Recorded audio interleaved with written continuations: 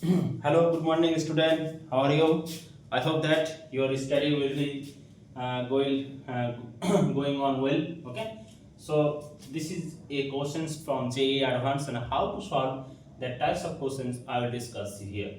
Okay. So every questions you have to understand, properly understand it properly. So what is this question? Is says that two matrix M and N 2 3 cross 3 matrix such that Mn. So what is this? This is the first conditions. Okay, first conditions Mn is equals to N. That means ये जो matrix है ये बोल रहा है जी ऐसा एक matrix को हम ले रहे हैं क्वेश्चन पे जो बोल रहा है जो मैट्रिक्स क्या कर रहा है वो दोनों में कम्यूटेटिव प्रॉपर्टी सेटिस्फाइड कर रहा है मतलब हर मैट्रिक्स में commutative property with respect to multiplication is not satisfied but here question is says that while those matrix of 3 cross 3 matrix satisfy that the commutative property. First condition, student, I hope that you have understand the questions.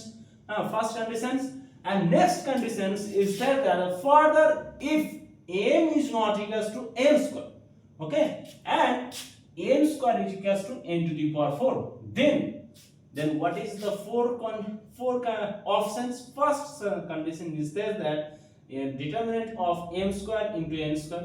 Okay, ये सारा जो option है ये सब questions में वो एक एक करके हम लोग देखेंगे कैसे सॉल्व करेंगे सारे चीज हम लोग देखेंगे. लेट अस एट फर्स्ट इस टाइप के क्वेश्चन को सोचेंगे कैसे सोचना चाहिए. तो क्वेश्चन पे बोल रहा है कि हाउ टू थिंक. हम मेरा जो तरीका है हर क्वेश्चन को थिंकिंग प्रोसेस होना चाहिए. तो इस क्वेश्चन के लिए थिंकिंग प्रोसेस क्या होना चाहिए. देखो इस क्वेश्चन पे बोल दिया है ये जो कंडीशन है इस कंडीशन पे हम लोग ज्यादा फोकस करेंगे क्योंकि ये जो फर्दर जो कंडीशन दिया है ना ये बहुत महत्वपूर्ण क्वेश्चन का एक पार्ट होने जा रहे हैं. देखो इसको हम देख रहे हैं. ठीक है, तो पहले देखो m is not equals to n square. Okay, that means m is not equals to m minus n square is not equals to 0. इसका मतलब क्या बोल रहा है जे m minus n m square is not equals to 0. That means this is a matrix which is a non-null matrix. non-null matrix हमको सबको पता हो गया तो ये सब पता होना चाहिए भाई. non-null matrix क्या है ये सारे चीज हम लोगों को पता होना चाहिए. ओके, उसके बाद क्या बोल रहा है देखो m square is equals to n to the power 4.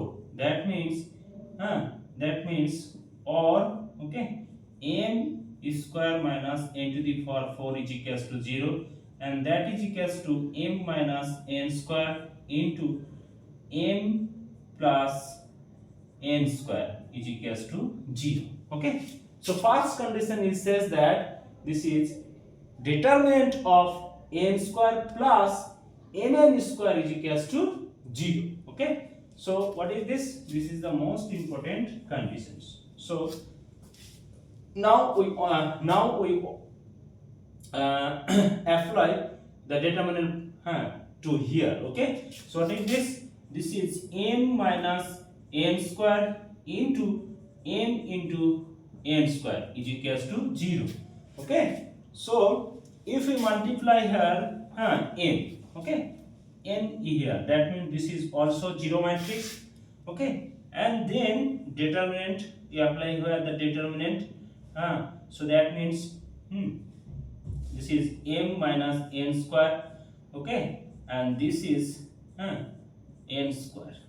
Okay, so that is equals to 0. So this is actually what is this? This is already we have known that this is non-null matrix. Okay, that means determinant of that matrix is not equals to 0. So that means this is so or determinant of m, okay, and m minus n square is obviously this is not equals to 0. Okay, so what is this? This is determinant of if you multiply m here with this is m square plus m into n square. Okay, so that is equals to 0 because determinant is a real number. Okay, that means determinant is a function. That means this is the function f a square matrix to a real number a. Okay, and unique real number. So real number, that means determinant also. This is the determinant is a function from a square matrix to a unique. It is mapping to a unique number a. Okay, so that means determinant product of two numbers. That means this is a into b equals to 0. Obviously this is the most important condition. One of them is must be 0. That means b equals to 0. Okay, so already we have known this property. Okay, so so that means determinant of m square plus mn square is equals to 0. So first condition is says that the determinant of m square plus mn square is equals to 0. So first condition is true, but second condition says that determinant of m square plus mn square is greater than equals to 0, greater than equals to 1. It is not possible. Also we have proved that the result, that means this is real truth and this result is false. Okay, so next condition.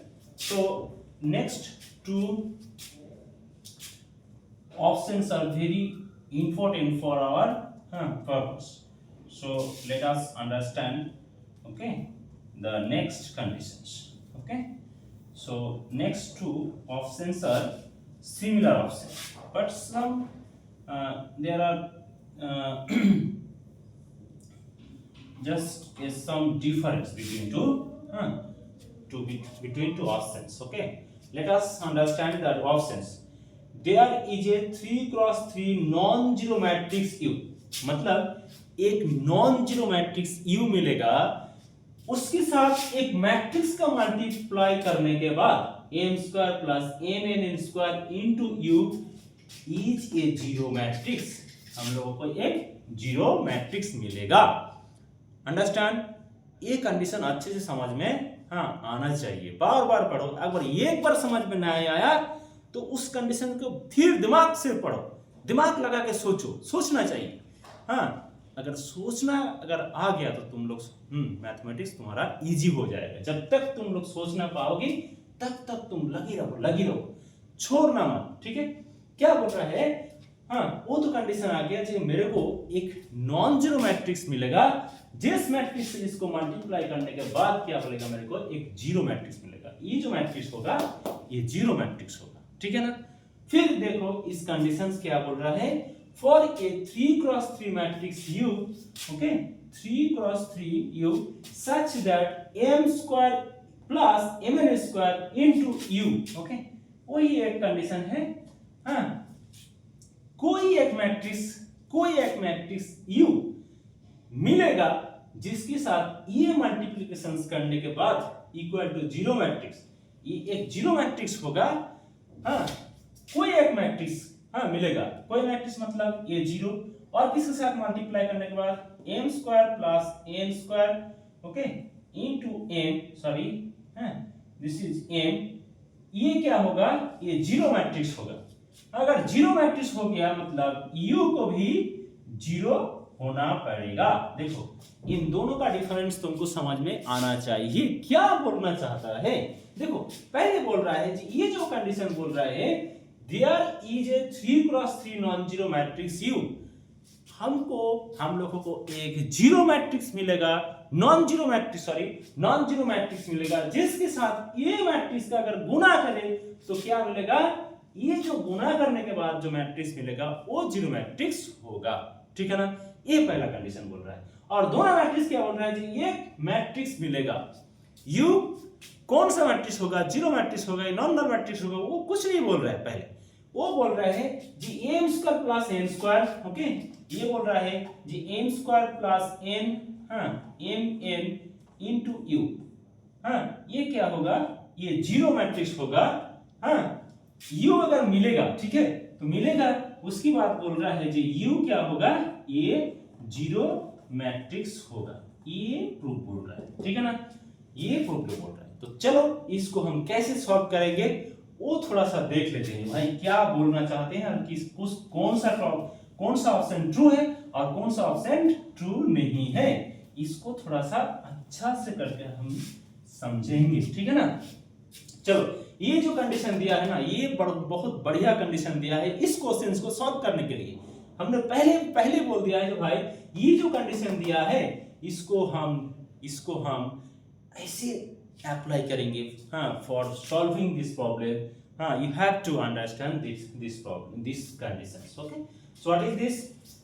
So m square is equals to n square to the power 4, and this is or, okay, so this is already we have done m square into m plus n square is equals to 0, okay. And so obviously we have known that m square minus n square, this is m square is equals to m square is not equals to m, that means or, okay, m minus n square is equals to non-null matrix, okay. So देखो ये जो matrix है ना, तो इस matrix को हम कैसे लिखते हैं, देखो m plus n square into m minus n square is equals to 0, okay. तो ये देखो m माइनस n स्क्वायर पहले था, उसको हम क्या किया, बाद में लिख दिया। कैसे लिखे, मैट्रिक्स में पहले बोल दिया कि mn is equals to n, that means इस टाइप का मैट्रिक्स कॉमोटेटिव प्रॉपर्टी सेटिस्फाइड कर रहा है ना। तो फिर क्या कर रहे हैं हम, यहाँ m से मल्टीप्लाई कर दे रहे हैं। अगर m से मल्टीप्लाई कर रहे हैं तो क्या होगा, m square plus mn square, okay, and that is equals to m minus n square is equals to 0। That means ये जो मैट्रिक्स है, ये मैट्रिक्स को किस टाइप का मैट्रिक्स है, ये मैट्रिक्स पहले हम इधर लिख दिए हैं। ये जो मैट्रिक्स है ये एक नॉन नल मैट्रिक्स है, नॉन जीरो मैट्रिक्स, ओके ना। तो ये जो मैट्रिक्स मिल गया इधर, हाँ देखो ये जो मैट्रिक्स हम लोग इधर मिल गया, हाँ ये मैट्रिक्स क्या मिला है, इधर देखो ये u की ये m minus n square work as like u matrix, that means there exist एक मैट्रिक्स हम लोगों को मिल गया है जो m minus n square is equals to 0 है, मिल गया। ये दोनों को मल्टीप्लाई करने के बाद एक जीरो मैट्रिक्स मिल रहा है, और एक ये जो मैट्रिक्स है, ये मैट्रिक्स क्या है, ये एक नॉन जीरो मैट्रिक्स है। मतलब ये जो कंडीशन पहला बोल रहा है, there is 3x3 non zero matrix U, ये नॉन जीरो मैट्रिक्स मिल जा रहे हैं, और इस दोनों को मल्टीप्लाई करने के बाद हाँ ये एक जीरो मैट्रिक्स मिल रहा है। मतलब ये जो कंडीशन है और ये जो प्रूफ किया है, देखो एकदम पूरे कॉन्सेप्ट कर जा रहे हैं। मतलब ये जो कंडीशन 3 है, ये option 3 number 3, option 3 is true. But option number 4 is क्या बोल रहे हैं, जो अगर ये दोनों का अगर मल्टीप्लाई करे, कोई एक 3x3 मल्टीप्लाई करने के बाद ये जीरो मैट्रिक्स मिल रहा है, हाँ अगर मिल रहा है तो क्या होगा, जो U होगा क्या, जीरो मैट्रिक्स। U तो जीरो मैट्रिक्स नहीं है, नहीं मिल रहा है ना, ये एक नॉन जीरो मैट्रिक्स मिल रहा है। मतलब ये जो 4 नंबर कंडीशन है ये फॉल्स है। सो आई होप दैट आप लोग ये क्वेश्चंस अच्छे से समझ में आ गए हो, और कैसे इसको हाँ एक ट्रिक की तरह, मतलब ये शॉर्ट टाइम पे हम लोग कैसे इसको हाँ सॉल्व कर सकते हैं। तो इसी टाइप के क्वेश्चंस को कैसे हैंडल करना चाहिए और कैसे सोचना चाहिए, ये तरीका तुम लोगों को हाँ आई होप दैट तुम लोगों को समझ में आया होगा। तो जरूर तुम लोग हाँ मेरे वीडियो को लाइक और शेयर कर दीजिएगा अगर अच्छा आएगा, तो अगर तरीका अच्छा लगेगा तो जरूर बोल दीजिएगा कि भाई मेरे को अच्छा लग रहा है, वो थोड़ा जरूर बोलेगा। तो ये क्वेश्चन शेयर कर